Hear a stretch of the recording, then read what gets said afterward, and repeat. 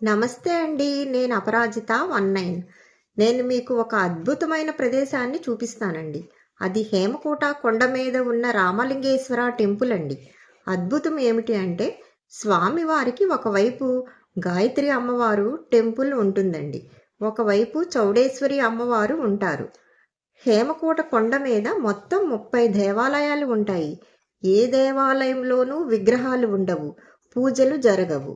ఒక శ్రీ రామలింగేశ్వర ఆలయంలో మాత్రం విగ్రహాలు ఉంటాయి, అర్చన జరుగుతుంది. గాయత్రి మాతకు ఈ ఆలయంలో 3వ కాలు ఉంటుందండి.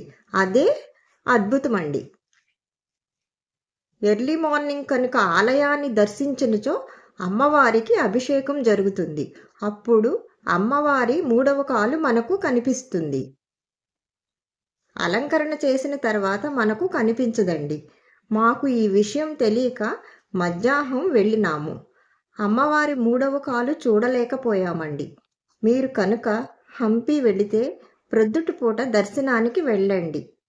ఈ అపురూపమైన దృశ్యం చూడవచ్చు. హేమకూట కొండ మీద మొత్తం 30 దేవాలయాలు ఉంటాయండి. అవన్నీ ధ్వంసమై మనకు కనిపిస్తాయి.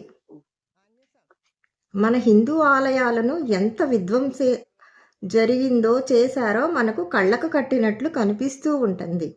హేమకూట కొండ ఏటవాలుగా సాఫీగా ఉంటుందండి.